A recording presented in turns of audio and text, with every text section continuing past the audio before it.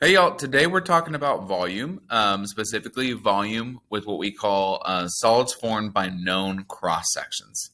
So volume is really, it is my favorite part of calculus because I think it creates this whole visual, like amazing picture of math. I'm like, wow, this feels like new and cool and awesome math. So I hope y'all enjoy it too. It's a little different, but once you kind of get the hang of it, it's not too bad.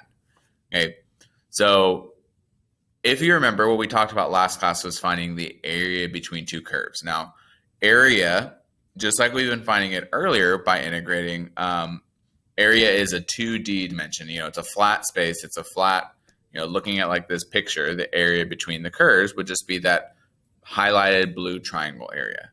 When we start talking about volume, we're actually building on top of that area, on top of what we call a base. We're creating a three-dimensional space that we're actually finding the value of. That three-dimensional space is our volume. So to actually find volume, what we're going to do is we're going to integrate area. So just like if I integrate velocity, that gives me position. If I integrate acceleration, that gives me velocity, because it's kind of the opposite of derivatives. Integrating area gives you volume. Okay, so kind of the same flow of ideas, just like integrating a line. So just a line gives you area, integrating an area gives you volume. Kind of building off of that same idea of that tiered movement of our integrals or of our derivatives that we've been talking about throughout all of calculus. So to start finding volume with what we call known cross sections, we have to find our area equation. And the area equation is going to be the equation for whatever cross sections we're finding.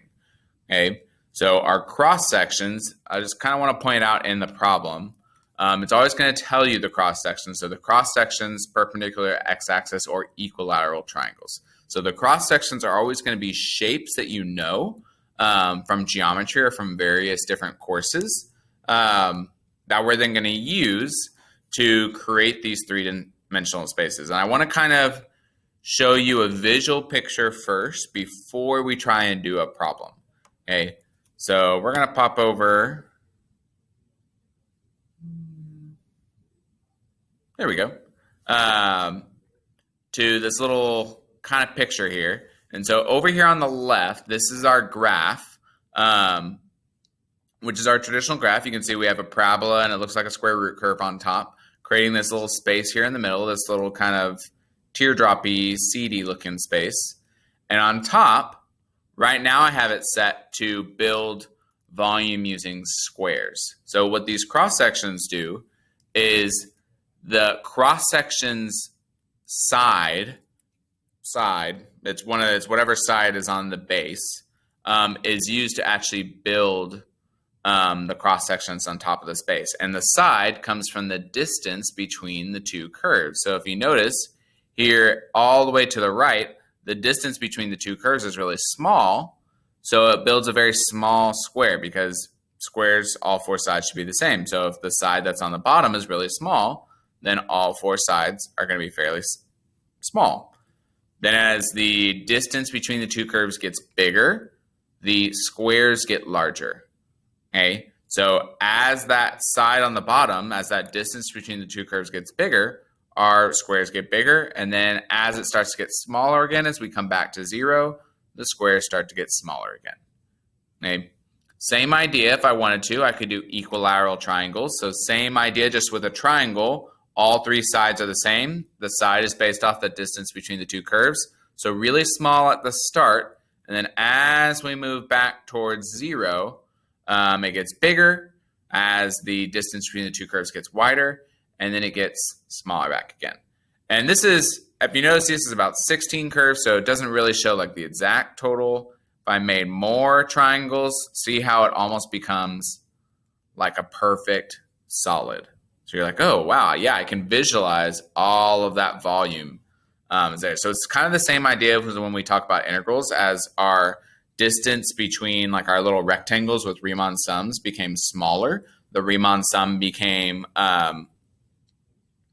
more closer to actually approximating the area.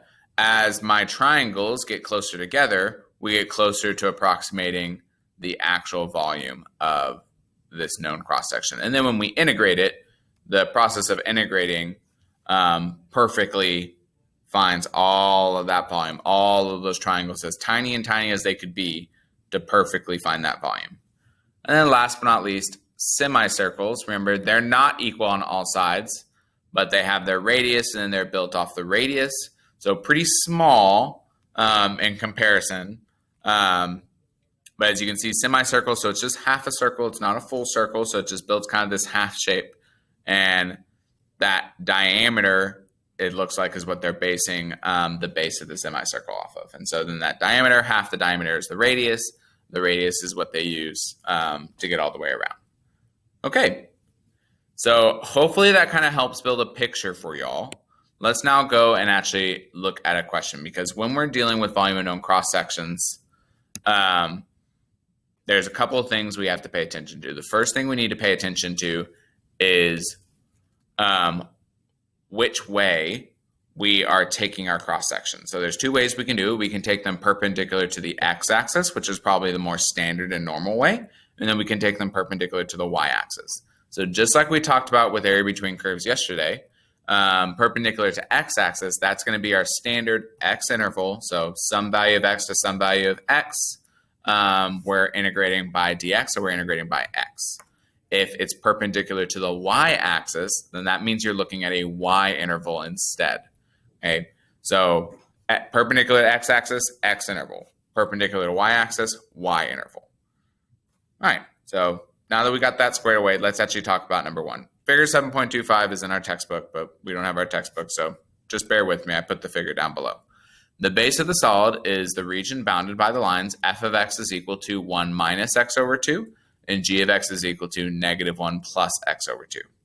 And then x equals 0 over on the left side. The cross sections to the x-axis are equilateral triangles. Okay, so down here at the bottom, y'all, I've kind of given you some steps. So the first thing you should always do is you should determine your area equation. Okay, so first things first, we want to decide our area equation. Our area equation comes from which cross sections we're using. So we're using equilateral triangles. Now, if you remember, area of a triangle is 1/2 base times height. Okay, but if it's an equilateral triangle versus being an isosceles triangle versus it being any other type of triangle, the area equation is going to vary just a little bit in how we actually find that. So down here at the bottom, I've gone ahead, I've pre-done the work for all these different cross sections that you could have. You can always solve for these from scratch again if you wanted to, but you don't have to. But we're going to use our equilateral triangle, which is root 3 over 4 b squared. So our area equation is root 3 over 4 b squared. And it is an a of x because it is perpendicular to the x-axis.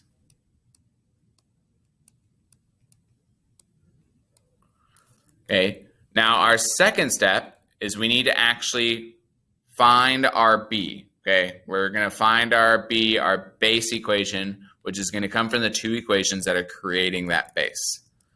So number 2, our base, so because I am perpendicular to the x-axis, it's going to be top minus bottom. So just like we did last time with area between curves. So the one that's on top, it is the one with a negative slope. So that's going to be f of x, 1 minus x over 2. So my b equation is equal to 1 minus x over 2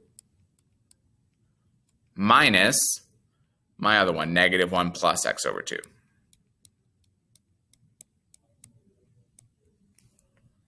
Okay, and I can go ahead and simplify that just a little bit. So b is equal to 1 minus x over 2 plus 1 minus x over 2, which means b is equal to 2 minus 2x over 2, which just means b is equal to 2 minus x. Okay, so that's my b equation. Then I want to plug b into my a of x, because a of x is what we're actually going to be integrating. So I take 2 minus x and I plug it in here. So my a of x is now equal to root 3 over 4, 2 minus x squared.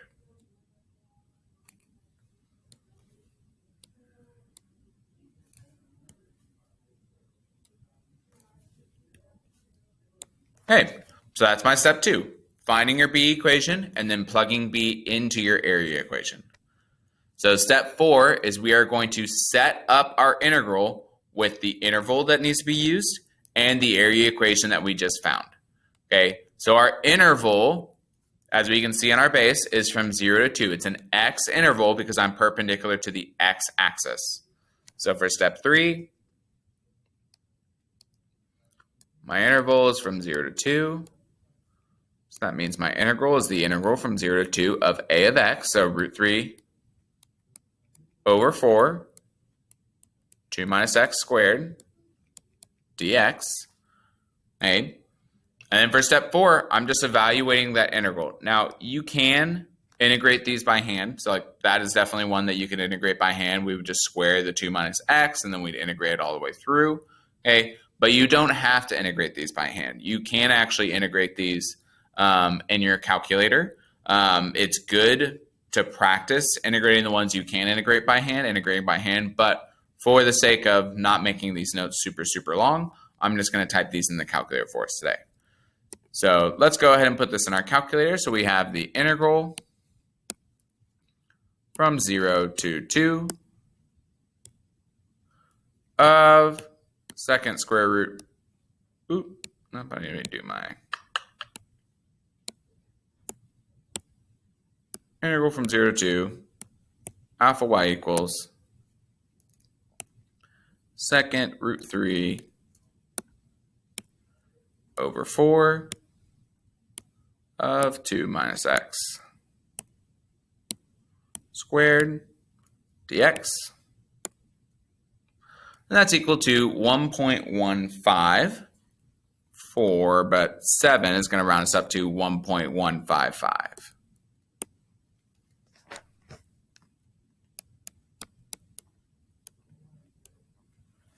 Okay, and this is an area or a volume. So if we had any actual measurements to deal with, this would be in units cubed because it is a volume that is being represented by this value that we just got.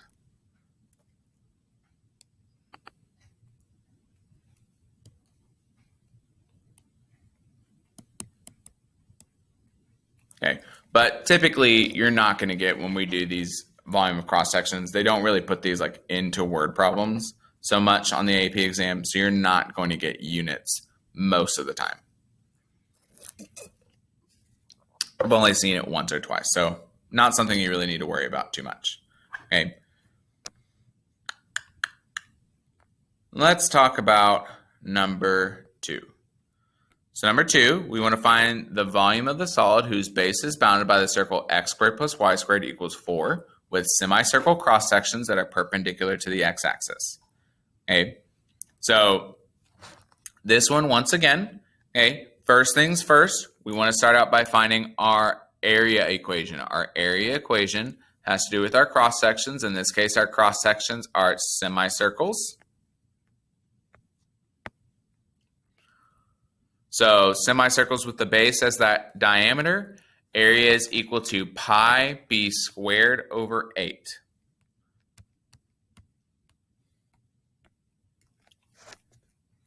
So area of x, because it is perpendicular to the x-axis, so a of x is equal to pi b squared over 8.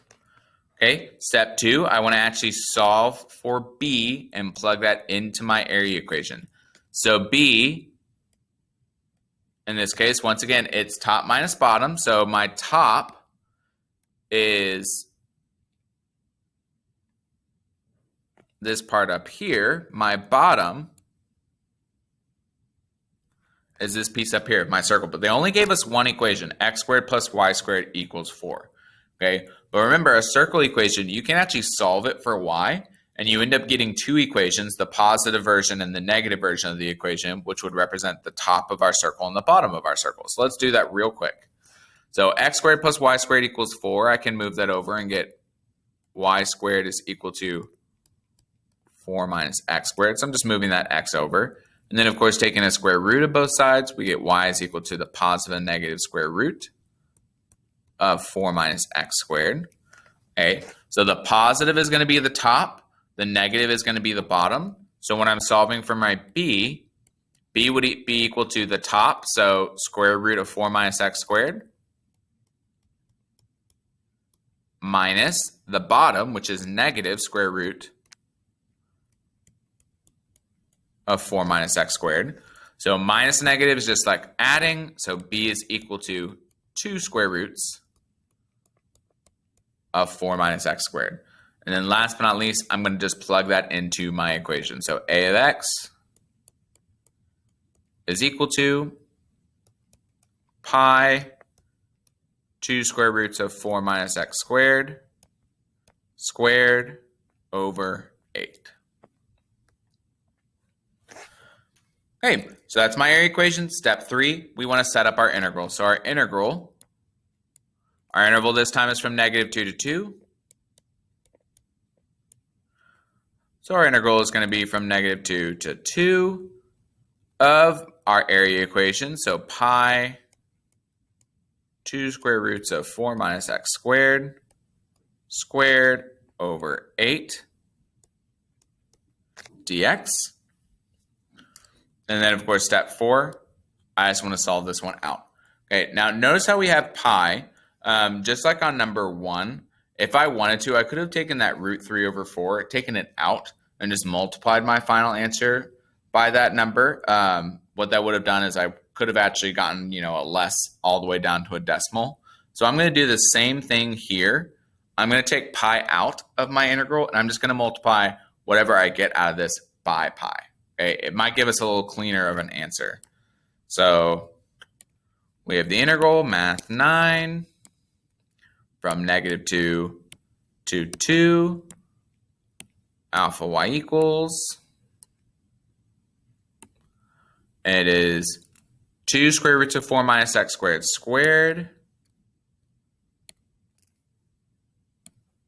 2 second square root of 4 minus x squared,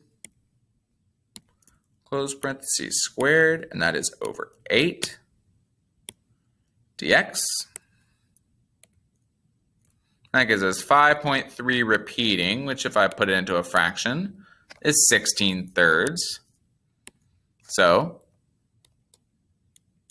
16 pi over 3 for our final answer. Or if I wanted to multiply that by pi, 16.755.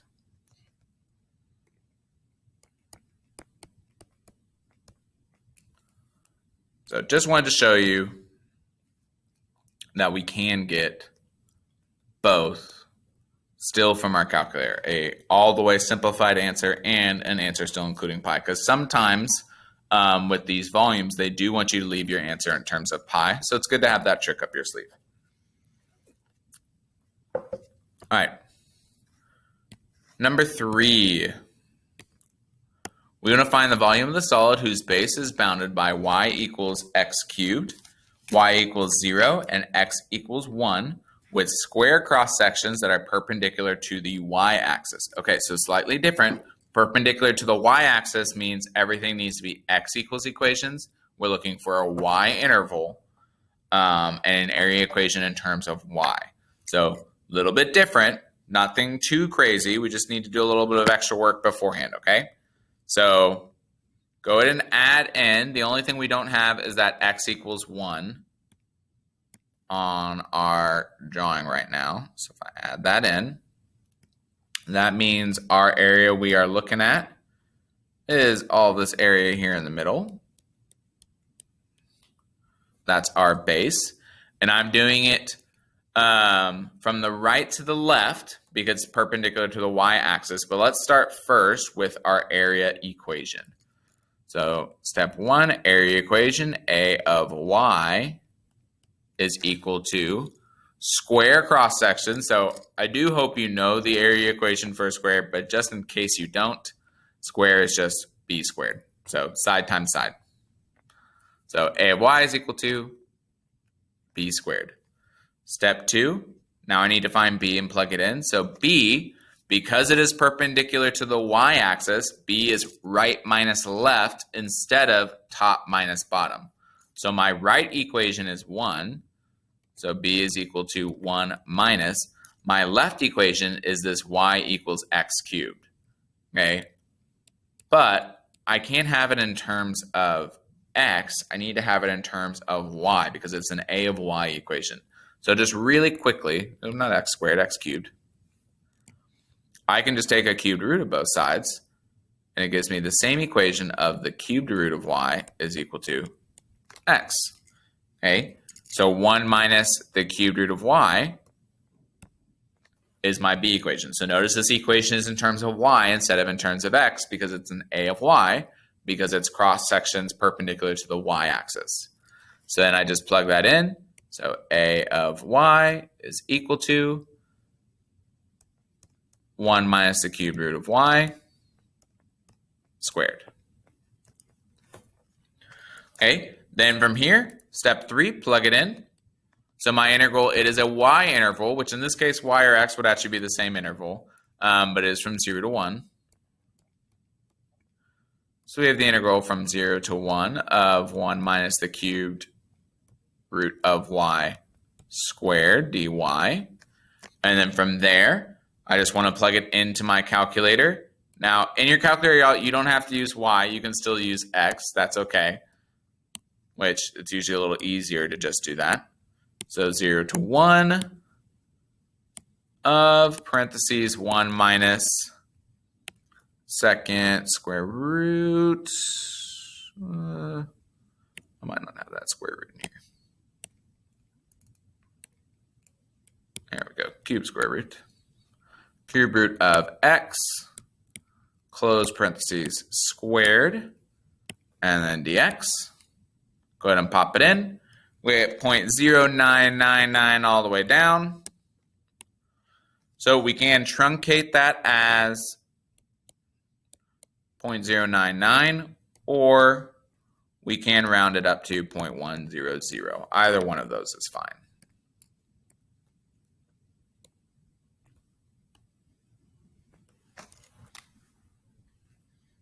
All right, y'all. Last but not least, we got number 4. We're tossing some trig in. So number 4, find the volume of the solid whose base is bounded by y is equal to 4 square roots of sine x with equilateral triangle cross sections that are perpendicular to the x-axis. So we're back to being perpendicular to the x-axis. So first of all, we have to start with our area equation. So our area equation is equilateral triangles. So root 3 over 4 b squared.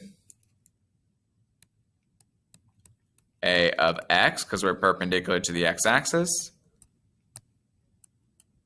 Root 3 over 4 base squared. Step 2, I need to find my base equation. So b is going to be equal to 4 root sine x. That's definitely what's on top. What's on bottom is actually just the line y equals 0, okay? Because it's just the x-axis, okay? So it's just 4 root sine x minus 0, which is really just 4 root sine x, okay?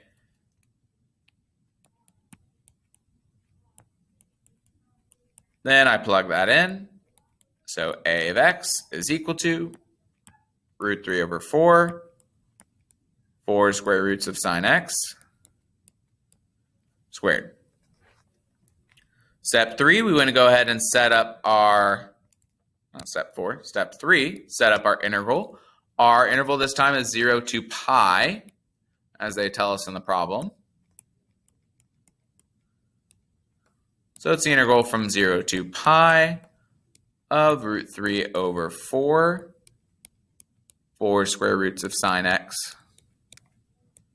squared dx. And then, of course, finally, step 4, we do just want to go ahead and plug that in. So we can go to our calculator. Math 9, 0 to second pi.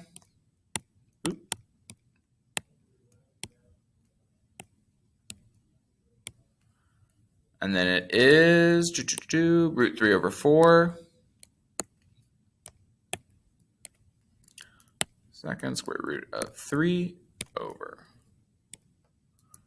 4, parentheses, 4 square roots of sine x, close parentheses, squared, dx. Just checking before I say go. That's correct. Looks correct to me. And there we go, about 13.856.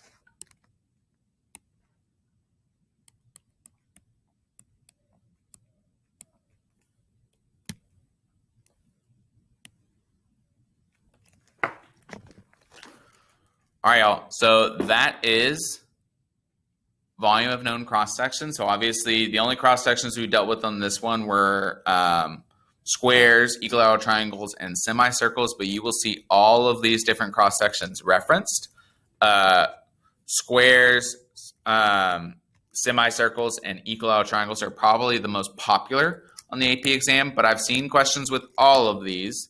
So do you have to memorize these? No, not necessarily if you can solve for them, but it might just be in your best interest to just work on memorizing all these different equations. Some of them are really straightforward. Some of them take a little bit more thinking to get to them. But y'all, that is volume of known cross sections. Hope to see you.